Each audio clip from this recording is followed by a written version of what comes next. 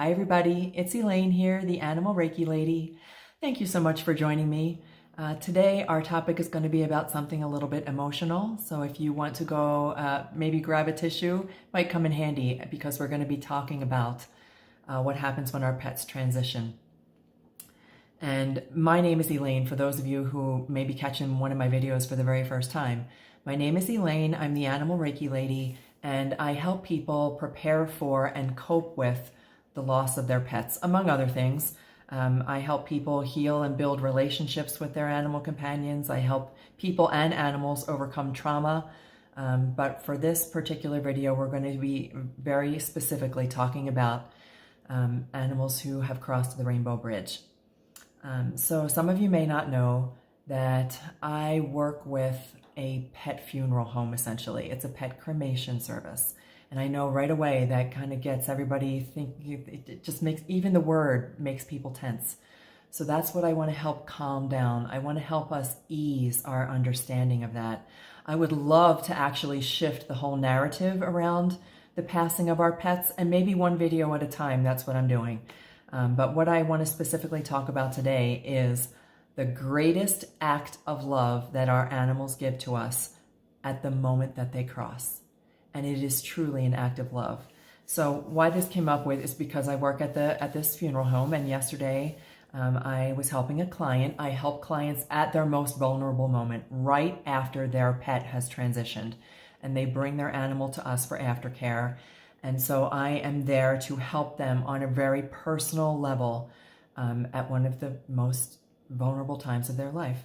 So their animal has recently crossed, and yesterday the client that came to me was with a cat, and her cat had just passed, and of course she was bereft and very emotional, and I helped them work through those emotions, which is what I also hope to help you folks do, work through that grief and learn how to set aside that grief. And yesterday the cat was a perfect, beautiful example of how we can step outside of grief and make this a very meaningful, loving, compassionate moment. So when this person came to me yesterday with their cat in their arms, still wrapped in a blanket, and she said to me, I was so sad. I knew that my cat was 20 years old, and cats live amazingly beautiful, long lives. I knew that it was my cat's time. I had been preparing for a couple of days. I sensed that she was ready to cross, and it made me very sad. And I was so sad, and I didn't want to set her down, and I had her in my lap for almost 24 hours as she was going through her final moments. This is the story that she's relaying to me. And she said, and when the time came, I was so sad, and the tears were just so flowing, and I knew as I looked down at her that she was going to go. And she said, all of a sudden, in that very moment, something shifted. When my kitty cat took her last breath, and her name was Coco, when Coco took her last breath, she filled me with the most amazing feeling of love. She said, I've never felt anything like it. When Coco passed, it was the actual moment of her passing. The grief was gone, and instead she filled me with such a beautiful sense of the deepest sense of love that I've ever felt. Those were her words to me. And then she said, was that normal? And I said, normal? You were just granted the most amazing gift you can possibly get. And yes, it is normal. So I want to share with you guys, and I shared with her the same story of my Lucy. I've shared this story before. When Lucy crossed in August of 2020, my black lab, it was something that we assisted her with. There's other videos that talk about this if you'd like to watch those, and I'll know that I'll talk about it again and again. When Lucy crossed last year, it was planned. I sat down with her in a space of meditation, and coming from a place of pure love and compassion, knowing that her quality of life had shifted, and she looked at me with those eyes, the eyes that said, Mom, I can't do this even one more day. And from a place of love, I and her veterinarian made the decision to assist her with her crossing. And it was a beautiful summer day in August, and we went to the veterinarian's office. I have a beautiful relationship, which I encourage you to do as well. I have a beautiful, loving, compassionate relationship with my veterinarian. A very open communication. I am not afraid to communicate anything to my veterinarian, and he knows all about what I do. And so when I went there with Lucy, we sat in the backyard of the veterinarian's office. This was during the middle of lockdown when, right, we're not allowed to do anything. I sat in the backyard with Lucy, and we had a beautiful space for her. And ritual and ceremony was part of it. That's also a topic for another time. But we sat there and opened a beautiful space for her. Everything was filled with compassion. She was having a beautiful, amazing day, actually. She was having a very good day. And I think that I'm happy for that, for her, that her day was good. Not that I had to go with her. And she seemed to be a little bit free of pain, almost as if she had come to peace with her own decision of crossing to the Rainbow Bridge. And so we sat in the backyard, and there were 4 of us, and she sat across our laps, and the sun was shining, and the ritual was complete, and it was time for her to cross. And for Lucy, she took one big, beautiful breath. I saw her lungs expand. She took this most amazing inhale, and on the exhale, when she released, she sent all of us, every fiber of our being, every cell in our body, everything, every part of me felt this most deep, profound sense of love. And it wasn't just me, it was all of us. The veterinarian said to me, "Whoa, did you just feel that?" And I said, "Yes, I felt that. I know exactly what it was." She granted us the most amazing act of love. Her crossing was the most selfless thing she had ever done. And when she crossed into that place of pure perfection, she shared that love with us in a way that none of us had ever felt before. That is the catalyst that opened the door for me, guys. That is the catalyst. The second she did that, something inside me shifted that allows me now to have a stronger relationship with her than I even had while she was here with me physically on earth. Our spiritual connection is so strong now. She is the one who gives to me so many of the messages that I share with you. And I should have grabbed my own tissue. She is the one who has opened my heart and soul to all of this, to be able to share this with you. So that is one of the first things that I want to share with you, is if you are granted the gift of being present with them during their last breath, shift the way you're thinking about it. And if you can't, they'll do it for you.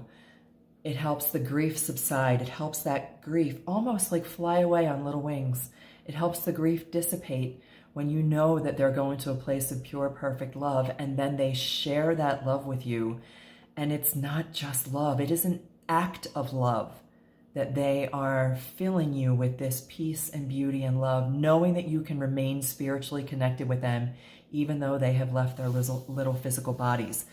What I have learned when I first started to practice this, my goal, and this was before Lucy crossed, my goal with Animal Reiki was to be able to help animals overcome trauma, to be able to help them heal from illness, injury, and whatever trauma they had experienced in their little lives.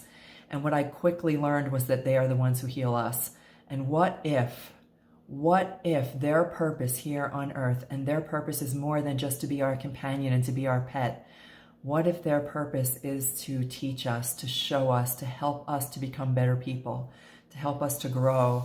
And I think one of the ways that they do that, I've often wondered about the question, why do they die so soon? Why do they leave us so early? Why aren't they here for our whole lifetime? And I think because they have a greater gift to give us, and it happens at death. We have a fear of death, right? We have a fear of death. We have a fear of loss. Even the thought of it can causes us to constrict and causes us to not even want to address it or prepare for it. Like, people don't want to prepare for it. And what if one of the things that they're here to teach us is how to shift the way that we feel about that? Because we can open our hearts for them and we can become more loving. And I think one of the reasons that we fear their loss and fear their death is because They are our direct connection to God. Now, I use the word God, and it can be God, Allah, Buddha, Spirit, Krishna, Source, the universe, whatever. I don't care what you call it. That thing we're all connected to, that connection that we all long for, we feel they are our direct connection. And perhaps when we fear their loss, it's because we're going to fear the loss of that connection. But I'm here to share from my personal perspective and from all of the animals that I have worked with, either close to their transition or right after their transition, at the moment of their transition. All the animals that I've had the honor to work with have shown me that the connection gets stronger. My connection to that, we all want that peek behind the veil. My connection to the other side, my connection to Source, my connection to God has grown so much deeper since Lucy crossed. And so I feel that she has given me her greatest gift of love, the greatest act of love that she could ever give to me came at the moment of her crossing. And yesterday when Coco shared that story, because I say it as Coco sharing the story, when Coco's human companion shared her story with me, it's not the first time that I've heard that, and it won't be the last. And so I encourage you, if your animal has already crossed, to know that you can still connect with them spiritually, that you can set aside, and I know that grief goes on, and I still cry over my Lucy, but know that you can have a relationship with them even though they're gone. Know that you can, and we'll talk about what happens if you're not. Sometimes with cats, right? It's I've kind of gotten off track a little bit here, but sometimes with cats, they will they hide. They'll go someplace. Sometimes they leave the home when it's time for them to cross. That Coco took a very brave step and stayed in her human companion's arms so that she could feel that gift of love. It is the greatest thing, the most selfless act that they can ever do for us. And I want you to know that you can make that connection. That's where I was going. I want you to know that you can make that connection with your animal companion, whether they are about to cross tomorrow, whether they crossed yesterday, or whether it's been 5 years ago. You can tap into that love. They'll never deny you. And that's some other things that we can talk about too, is how to make that connection. But just go into a quiet space in your mind, say their name, invite them to join you, ask them to show you something. Sometimes this is best done before bed. Ask them to share with you, and they will absolutely share. Okay, that's what I had for you today, guys. I'll keep going on this topic. And as always, I'm supposed to say this, subscribe to the channel because it helps to get the message out there to more and more people who have animal companions that are about to cross. You can like this video, and if you have any comments, it is your topics and your questions that I love to answer.